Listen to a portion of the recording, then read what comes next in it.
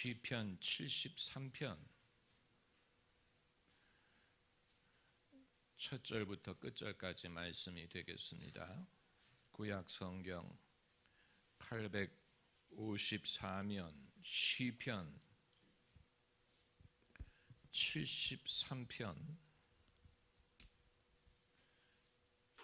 1절부터 끝절까지 제가 한 절 여러분이 다음 절 교독하는 방식으로 읽겠습니다. 하나님이 참으로 이스라엘 중 마음이 청결한 자에게 선을 행하시나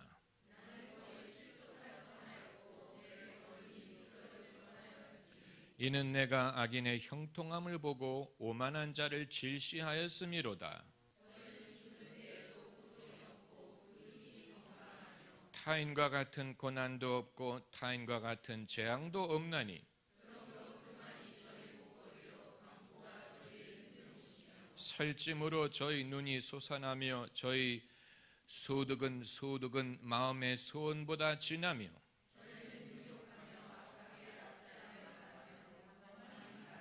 저희 입은 하늘에 두고 저희 혀는 땅에 두루 다니도다.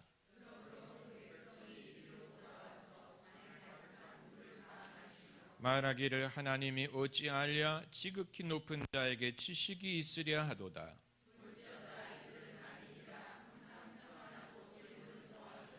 내가 내 마음을 정의하며 내 손을 씻어 무죄하다 한 것이 실로 헛되도다. 내가 만일 스스로 이르기를 내가 이렇게 말하리라 하였다면 주의 아들들의 시대를 대하여 괴유를 행하였으리라.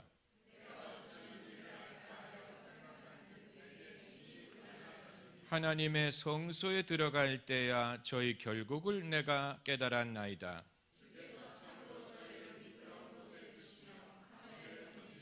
저희가 어찌 그리 졸지에 황폐되었는가 놀람으로 전멸하였나이다.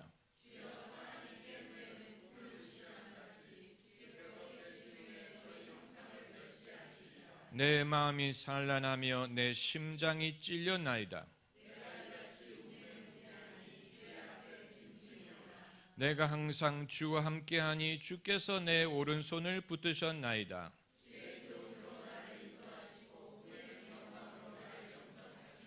하늘에서는 주 외에 누가 내게 있으리요 땅에서는 주밖에 나의 사모할 자 없나이다.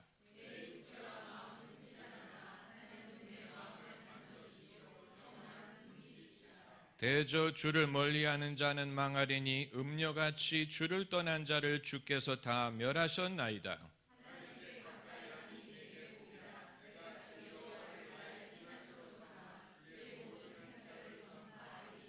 아멘. 시편의 3분의 1이 다윗의 시라고 알려져 있는데 저는 한동안 시편의 다수가 다윗에 의해 지어졌다는 사실을 의심했습니다. 그 이유는 사무엘상과 하에 기록된 다윗의 생애를 볼 때 별로 앉아서 시를 쓸 만한 인물로 보이지 않았기 때문입니다. 여러분은 다윗이 어떤 인물이었으리라고 생각을 하십니까? 그는 상남자, 행동하는 사람, 장군, 임금, 리더였지. 그가 과연 앉아서 시를 쓸 만한 인물이었을까? 그런데 제가 조지 패튼 장군의 전기를 들으면서 생각이 바뀌었습니다. 조지 패튼은 2차 대전 시 미국의 명장입니다. 그런데 그가 미국 최대의 야전사령관이었던 것뿐만이 아니고 시인이었다. 시를 썼어. 그러니까 겉으로 보기와는 달리 상당한 내면 세계가 그에게 있었다는 말입니다. 아무튼 오늘 읽은 73장은 다윗이 쓴 것이 아니고 아삽이란 사람이 쓴 것으로 알려져 있습니다. 만일 제가 성경 66권 중에 단 한 권만을 가지고 뭐 병원에 입원을 해야 된다든가 어디 무인도를 가게 된다면 그 66권 중에 어느 책을 선택할까? 아마 시편을 선택할 것이라고 생각이 됩니다. 제가 애초부터 시편을 좋아했던 것은 아니에요. 옛날에는 이 호텔방에 놔두는 기드온 성경이 신약 성경이죠. 구약 성경까지 포함되어 있지 않습니다. 그런데 신약 성경과 시편을 포함한 것을 보고 아니 구약의 37권의 39권의 책 중에 시편을 왜 그렇게 선호할까 궁금하게 생각을 했는데 언제부턴가 시편의 깊이를 알게 되면서 시편을 좋아하게 되고 이해하게 됐습니다. 그 계기가 무엇이냐? 첫째는 시편이 성령의 감동으로 한 노래였다는 사실을 깨닫게 된 것입니다. 여기서 중요한 키워드는 노래라는 말입니다. 노래. 성령이 사람을 감동하면 말하게 하시는데 산문으로 말하게 하시는 것이 아니고 시로 말하게 하십니다. 여러분이 성령의 감동으로 말하는 것이 서툴다면 그것은 시적으로 말하는 훈련이 되어 있지 않기 때문에 그런 것입니다. 우리가 초등학교 때부터 배운 대부분의 학술은 산문적입니다. 논술적입니다. 이치와 논리를 따지고 논리정연하게 말을 해야 되는 것으로 훈련을 받았습니다. 그러나 성령이 우리를 감동하시면 논리정연한 방법으로 말하게 하시기보다는 노래하게 하시고 상징적인 언어와 그림 언어로 영적인 감흥을 표현하게 하십니다. 그렇기 때문에 방언을 통역하는 사람이 최초로 방역을 통역할 때 그것이 시적인 스타일로 나오지 않는다면 이상한 것이고 예언을 처음 하는 사람이 예언을 할 때 시적인 방법으로 그것이 나오지 않는다면 그것 역시 이상한 것입니다. 성경에 수많은 예언들이 기록이 되어 있는데 우리말 성경으로 읽어서는 그것을 알 수 없지만 영어 성경을 읽어보면 영어 성경에 기록된 예언은 대부분이 그 길이가 이렇게 짧고 시의 형태로 기록이 되어 있습니다. 그 말은 무슨 말이냐면 산문은 여기서부터 여기까지 갔다가 다시 세 줄에서 여기까지 갔다가 이게 산문의 형태인데 예언이 기록된 구절을 보면 갑자기 중간에 이렇게 나란히 날씬하게 나온 말들을 볼 수가 있습니다. 그건 시라는 얘기예요.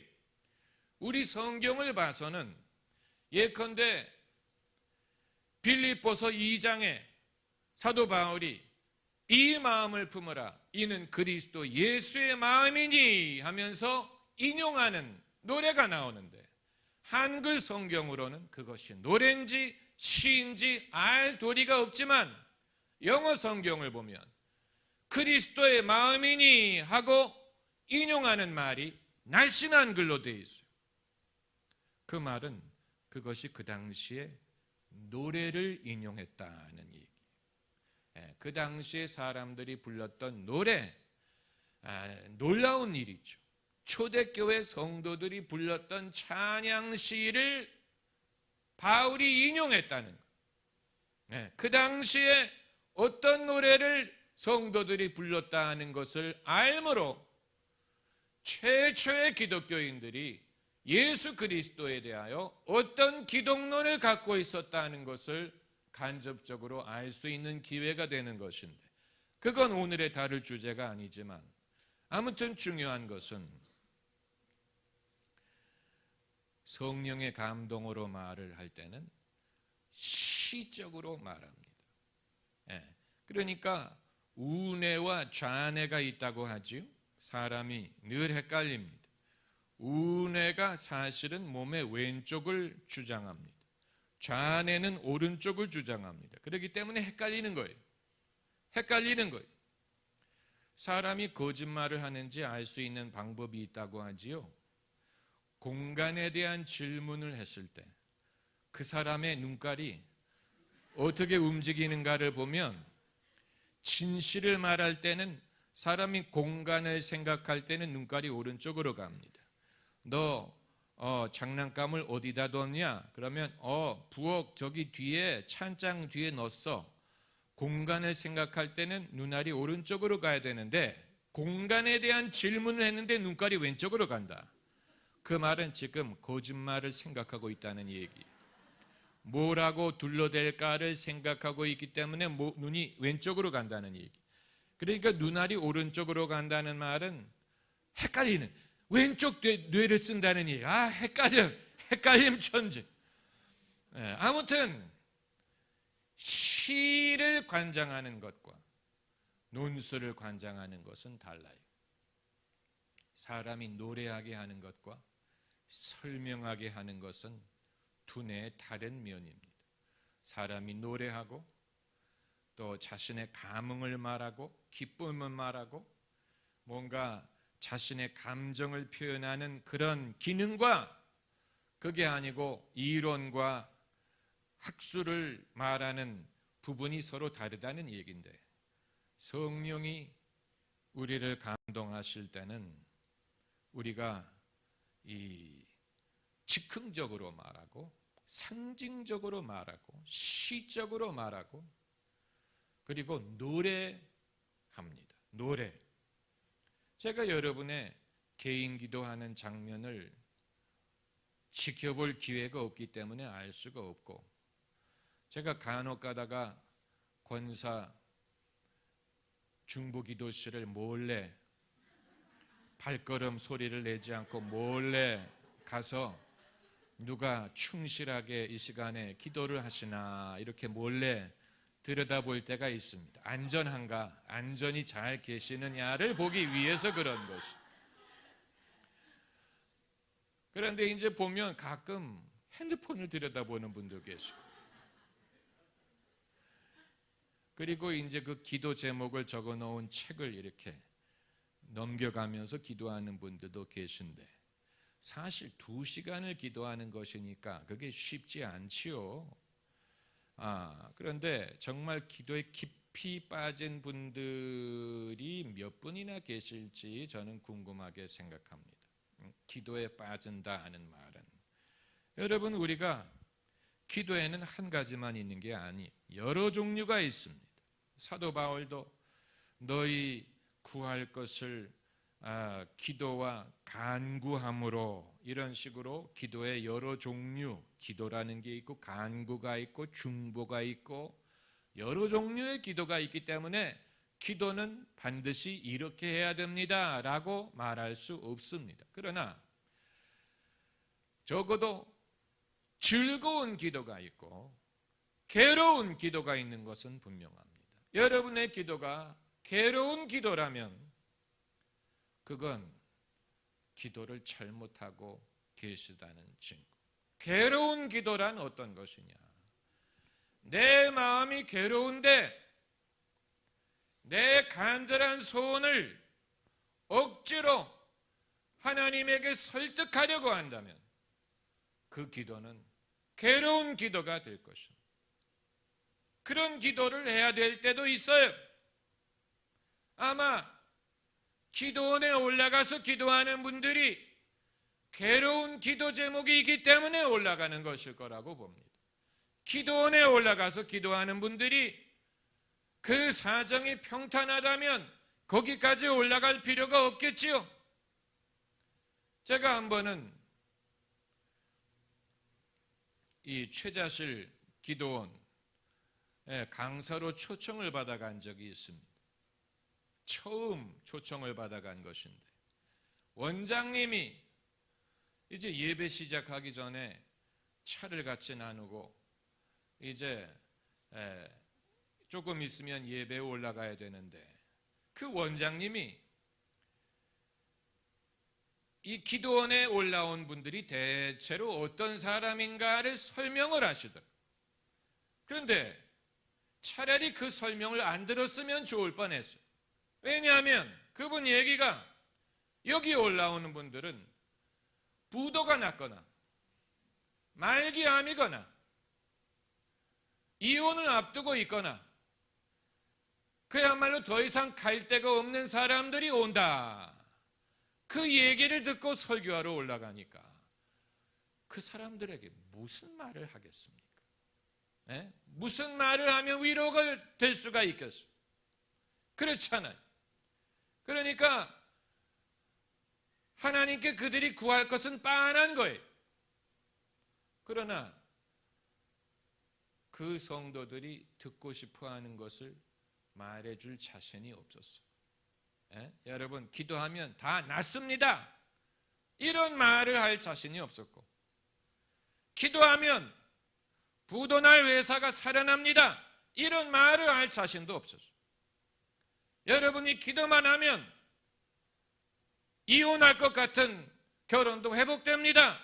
이렇게 말해줄 수 있다면 좋겠지만, 그러나 그건 정직하게 성경을 가르치는 게 아니고 사람들이 듣고 싶은 말을 하는 것밖에는 되지 않을 것입니다. 그렇기 때문에 차라리 그 성도들이 어떤 사람인지를 말해주지 않았더라면 오히려 자유스럽게 하나님의 말씀을 전할 수가 있었을 텐데, 그들이 어떤 사람인가를 알게 되니까 도대체 무슨 말을 하면 될지 전혀 자신이 없었어요. 여러분은 어떻게 하시겠습니까? 그런 상황에서 여러분은 무슨 말을 하겠습니까? 상대방을 의식하지 않아야 하나님이 주시는 말씀을 전할 수가 있는 것이지. 상대방을 인간적으로 의식하게 되면 하나님이 주시는 음성을 들을 수가 없어요. 그게 우리가 하나님의 말씀을 듣는 열쇠 중에 하나. 사람을 의식하면 안 돼. 그들이 지금 어떤 상황에 있는지를 알 필요가 없어요. 모르는 게 나아요. 모르고 오직 하나님이 주시는 감동대로 설교를 해야지. 그게 아니고 저 사람은 이런 문제가 있고 저런 문제가 있다라는 것을 의식하기 시작하면 하나님이 어떤 식으로 우리의 문제를 해결하실지는 우리가 미리 건너짚을 수 없습니다. 할렐루야. 아주 중요한 것입니다. 사람의 문제가 무엇인지를 우리가 알 것 같지요? 그러나 실제로는 알지 못합니다. 사람들이 기도 제목을 적는 데에 쓰는 그 내용이 그것이 그들의 소원인 것 같지요? 아니에요. 실제로 그들이 미처 알지 못하는 더 깊은 문제가 있습니다. 그걸 모르기 때문에 기도 제목을 물어보면 대부분의 사람들은 피상적인 것만을 말하는 것입니다. 기도 제목을 물어보는 것 자체가 무의미해요. 하지 마세요. 청년부든 셀 모임이든 기도 제목 물어보면 그게 그거예요. 늘 똑같은 기도 제목이. 못하러 물어봅니까? 모르고 기도하는 게 나아요. 기도 제목을 왜 나누느냐? 유일한 이유는 그렇게라도 해야 사람들이 자신의 사연을 솔직하게 말할 수 있기 때문에 기회를 주는 것이지. 실제로 그 기도 제목을 놓고 기도하기 위해서 기도 제목 나누는 것은 아니에요. 그렇지 않습니까? 만약 여러분이 저에게 목사님의 기도 제목은 뭐예요? 물어본다고 해보세요. 제가 제대로 대답을 할 것 같습니까? 천만의 말씀. 미쳤어요?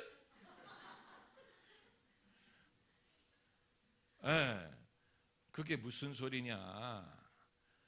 그건 사람의 기도 제목은 그 영혼의 소원을 말하는 것인데, 영혼의 소원. 그건 영적인 언어로 말을 해야 겨우 말할 수 있을까 말까 한 것이지. 그걸 어떤 점잖은 말로 표현하겠습니까? 권사님, 저는요 마음이 좀 더 편했으면 좋겠고, 목회를 더 즐거운 마음으로 했으면 좋겠고, 늘 빤한 얘기. 그러나 그게 저의 영혼의 소원은 아니에요. 영혼의 소원은 그건 깊은 데에 있는 것이고, 은밀한 것이고, 숨겨져 있는 것이고, 성령만이 통찰하시는 것입니다. 성령은 깊은 것, 하나님의 깊은 것이라도 통달하시느니라 그랬고, 우리가 성경을 찾아봐야 됩니다. 오늘 성경 말씀에 책갈피를 꽂아 놓으시고 로마서 8장으로 가서 보세요. 로마서 8장.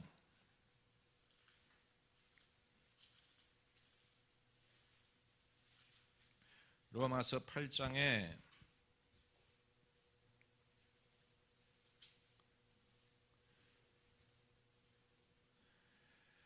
26절 말씀에 이와 같이 성령도 우리 연약함을 도우시나니 우리가 마땅히 빌 바를 알지 못하나라고. 사람이 뭐를 기도해야 될지를 스스로 모른다는 얘기. 그런 사람에게 기도 제목이 뭐냐고 물어보는 것은 별로 유익한 일이 아니에요. 별로 소득이 없어요. 사람이 몰라요. 자기가 뭘 빌어야 될지를 몰라. 그래서 성령이 도우시는, 그래서 성령이 말할 수 없는 탄식으로 우리를 위하여 간구하시느니라. 말할 수 없는 탄식, 이건 방언이란 뜻이 아니고 사람의 영혼의 소원은 말할 수 없다는 얘기. 말할 수 없어. 그러니까 말로 표현할 수 없어.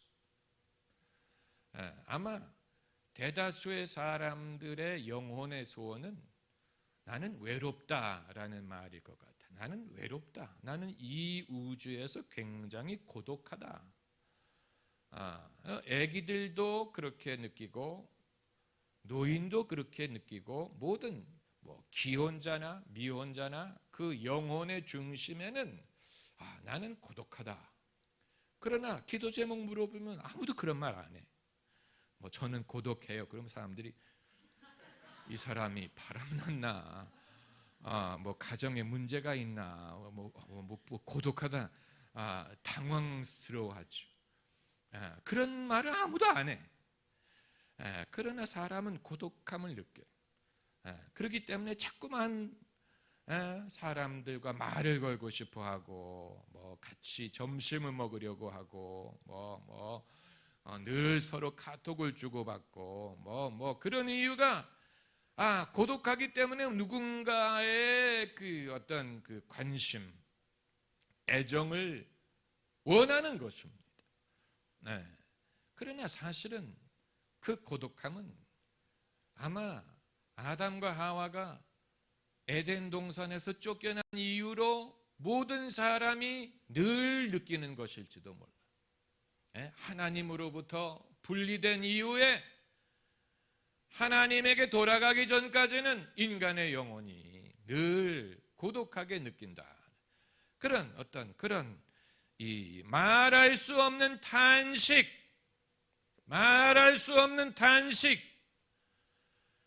우리의 영혼의 소원을 말할 수 없는데, 그런데 어떻게 기도를 할 수 있느냐 하는 얘기.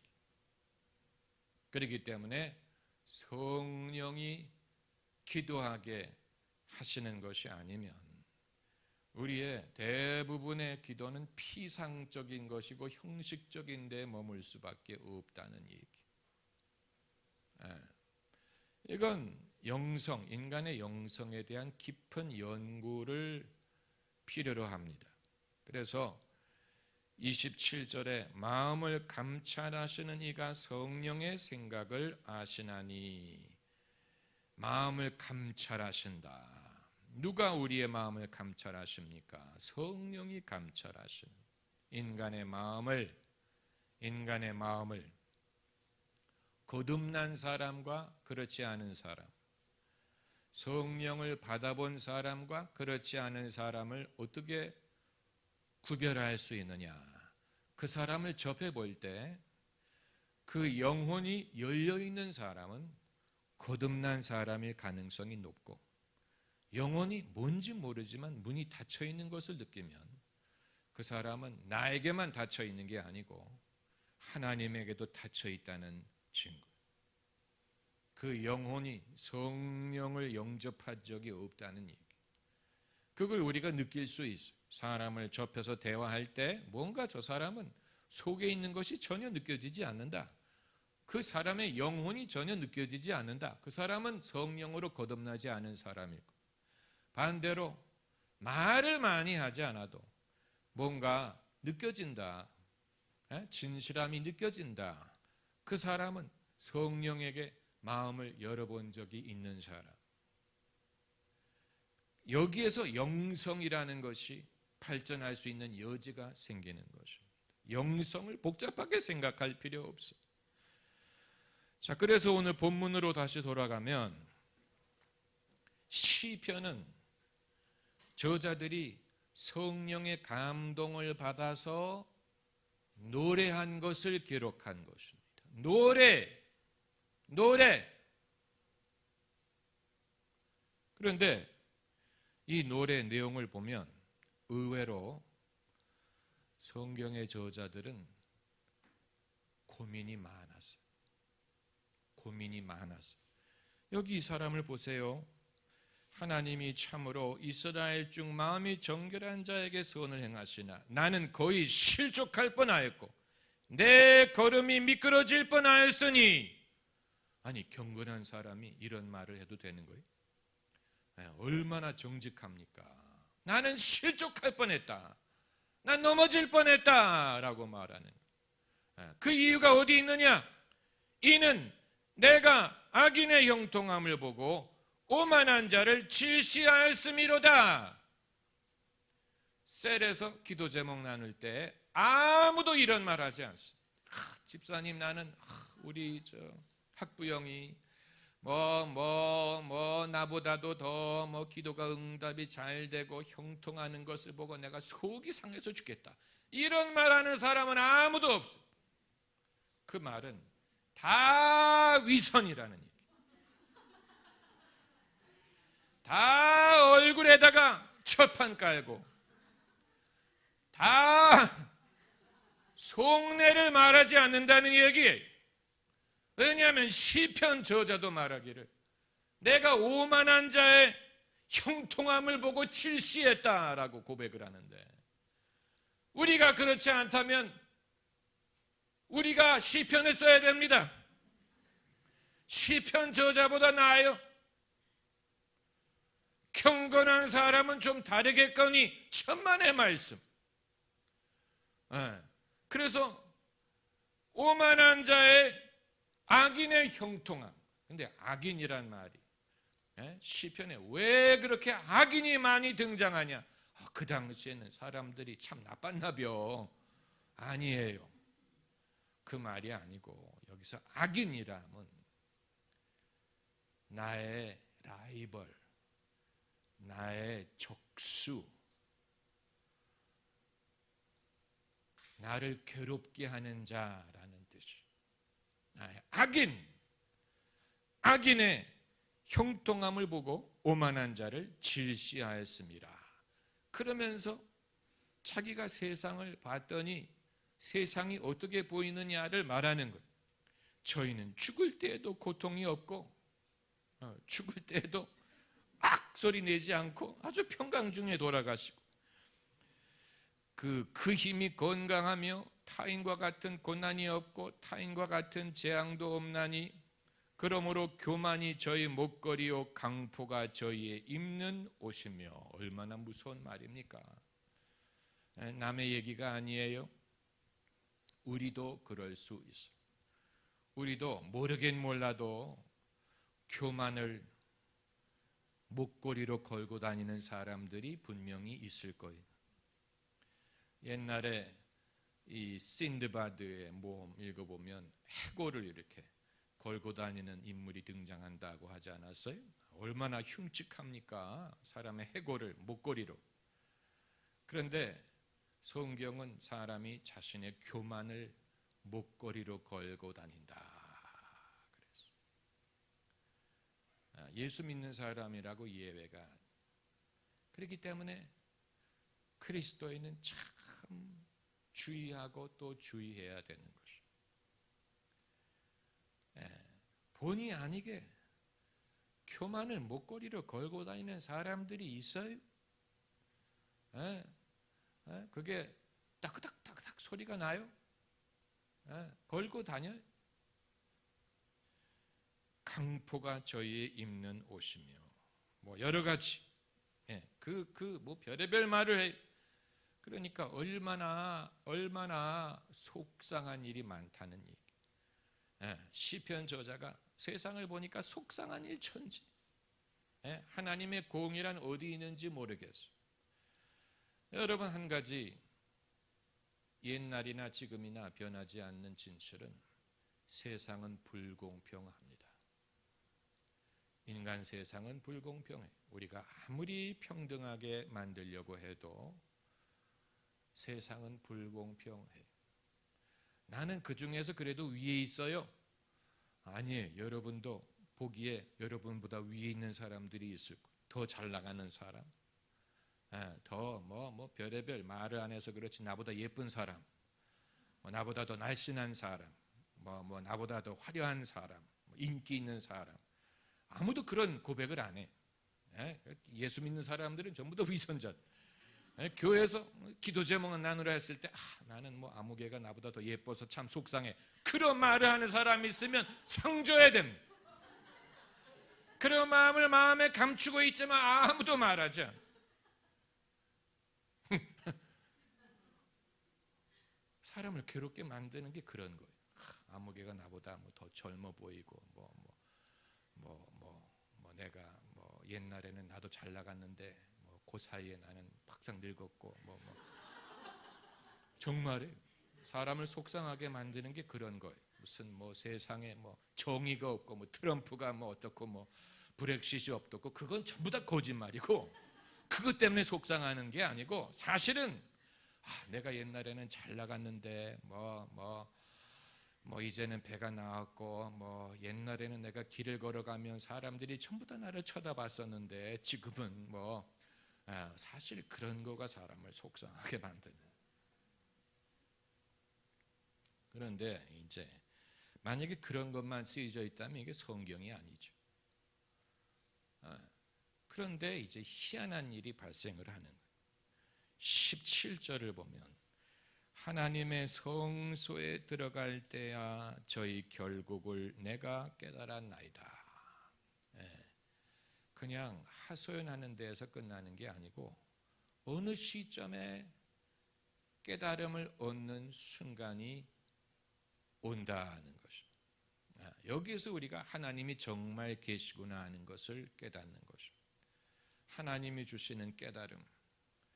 근데 그 깨달음이 그냥 거저 오는 게 아니고 오랜 고민 끝에 옵니다. 고민을 해보지 않은 사람은 깨달음을 얻지도 못합니다. 고민을 해보지 않은 사람은 지혜를 얻기가 어렵습니다. 언제 깨달음을 얻었어요? 내가 성소에 들어갈 때야 저희 결국을 내가 깨달았나이다. 시편 저자도 우리와 다른 게 아니에요. 시편 저자도 은혜를 받을 만한 곳에 가야 은혜를 받는 거예요. 하나님이 은혜 주실 만한 때야 그 고민을 벗어날 수가 있는 것이죠. 그리고 이제 긴 말씀을 드리지 않고 28절에 하나님께 가까이함이 내게 복이라. 내가 주 여호와를 나의 피난처로 삼아 주의 모든 행사를 전파하리다. 그 말은 남을 가르칠 수 있는 입장이 된다는 말이. 어떤 사람이 남을 가르칠 수 있는 입장이 되느냐? 자기의 고민을 통해서 하나님이 주시는 은혜로 깨달음을 얻은 사람이 이제는 남을 가르칠 수 있는 입장이 된다는 얘기. 그 말은 내가 고민 중에 하나님이 내게 주신 깨달음이 내게 주시는 말씀뿐만이 아니고 모든 사람에게 주시는 말씀이 된다는 얘기. 그래서 시편이 사실 사람이 하나님에게 하는 말이 대부분인데 그럼에도 불구하고 이것이 하나님이 우리에게 주시는 말씀이 되는 것입니다. 무슨 말인지 아시겠어요?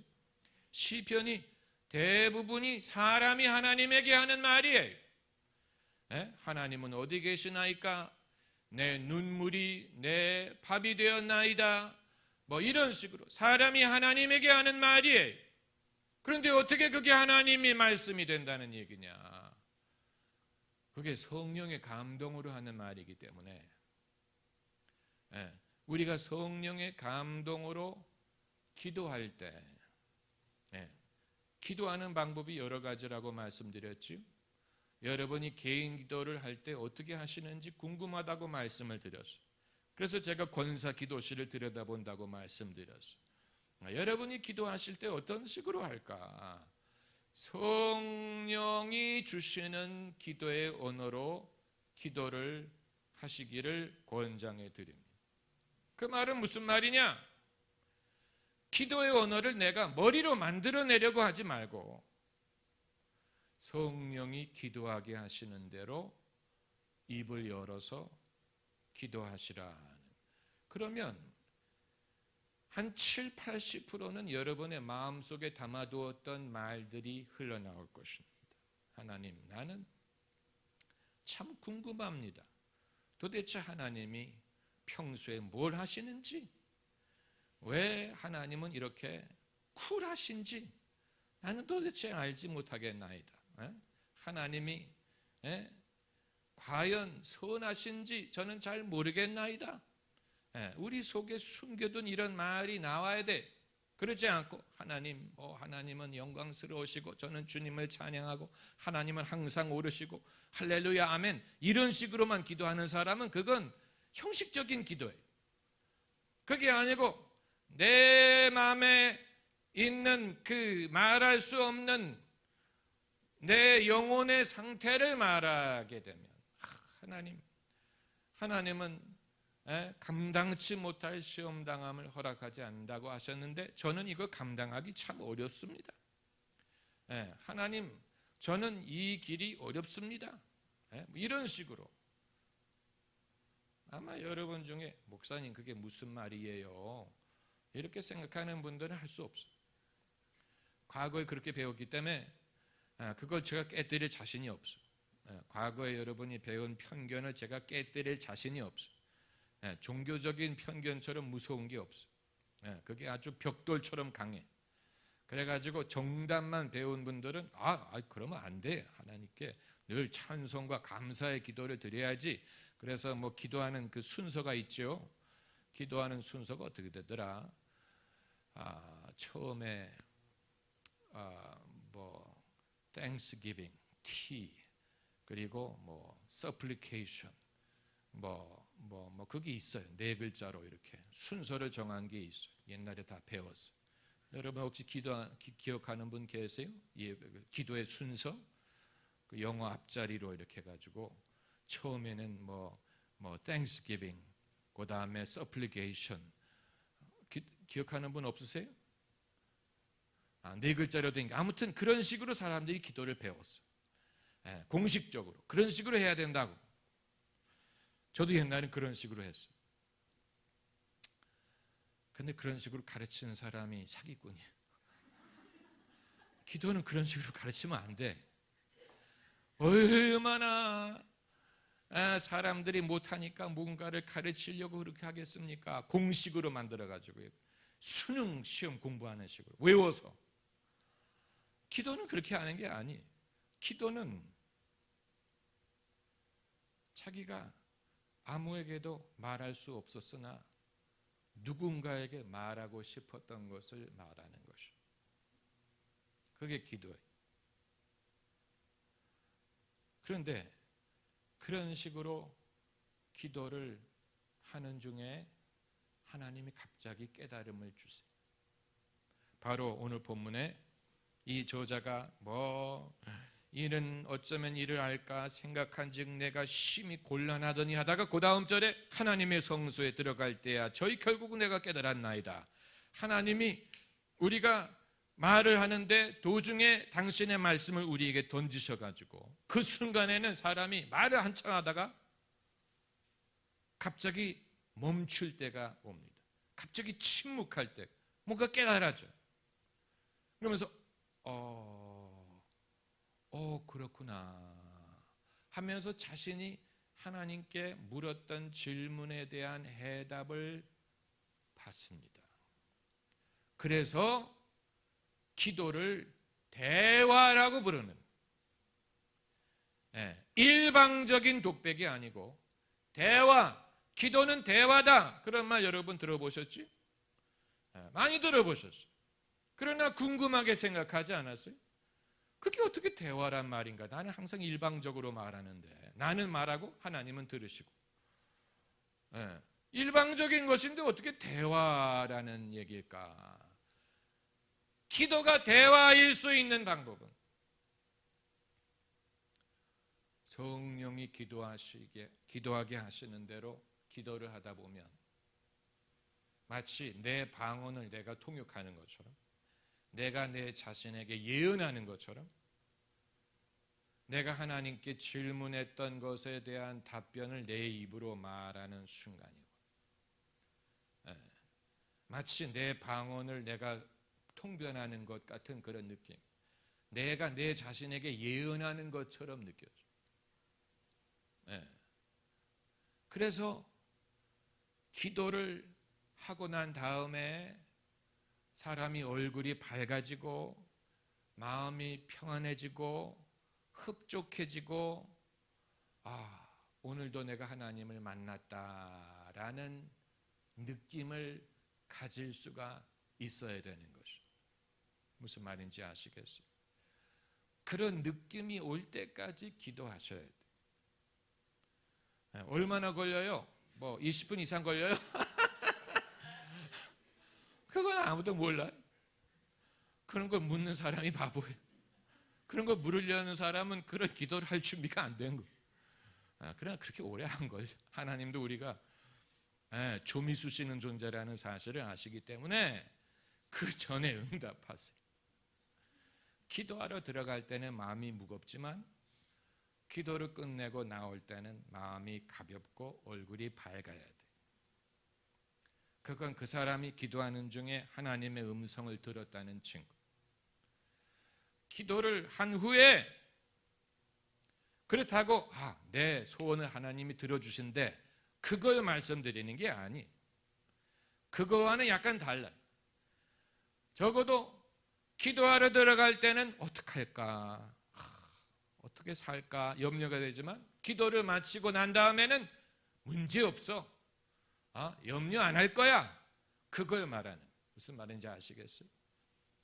나는 이전에는 염려했지만 난 염려 없어. 근데 이제 다만 유통기한이 한 24시간 정도 돼.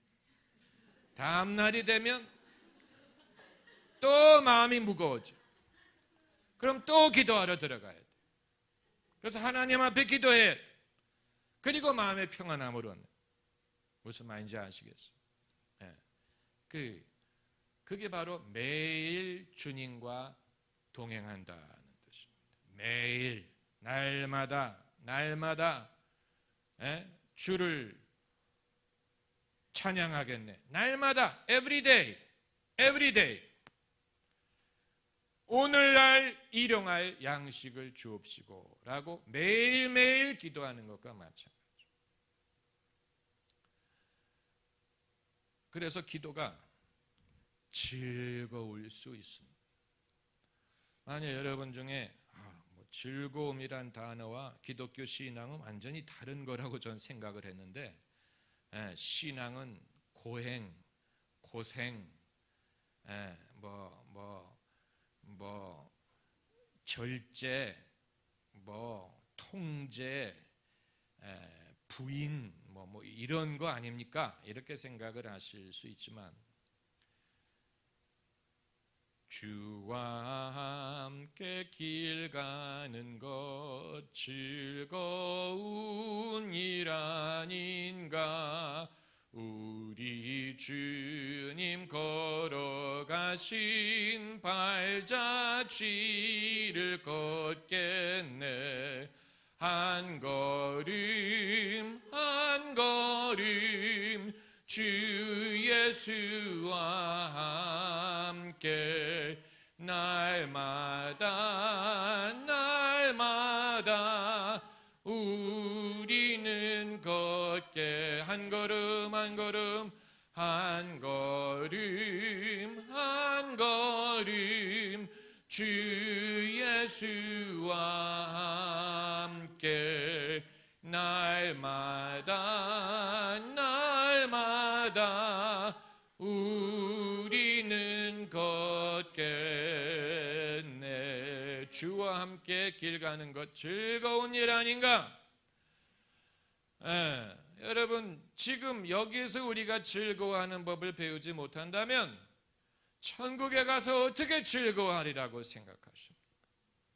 천국에서 이방인이 될 거예요. Stranger in paradise. 이 땅에 사는 동안에 주님과 가까워야 천국에 가서 하나님과 가까울 수 있죠. 이 땅에서 멀었던 사람이 천국에 가면 적응하지 못할 거예요. 주와 함께 길 가는 것의 즐거움을 여기서 다 알지는 못하더라도 맛을 봐야 돼요. 할렐루야. 뭘 봐야 돼요? 맛을 봐야 돼요.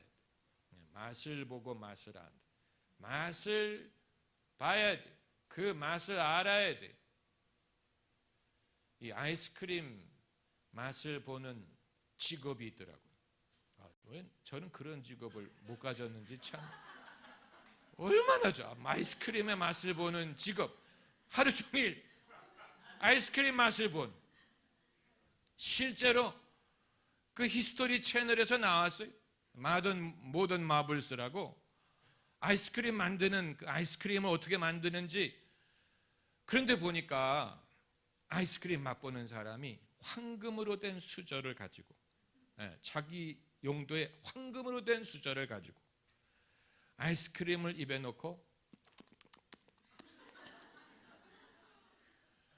우리가 어머니에게 절대로 그러면 안 된다고 배웠던, 잘못 배운 거예요. 왜 애기들은 이렇게 먹느냐? 그래야지 맛이 있는 거예요.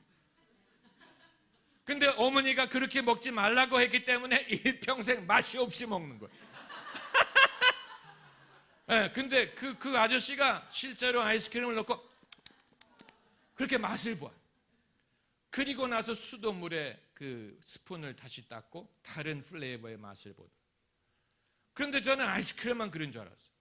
근데 와인 테이스팅 하는 사람들도 보니까 와인을 한 모금 입에 넣고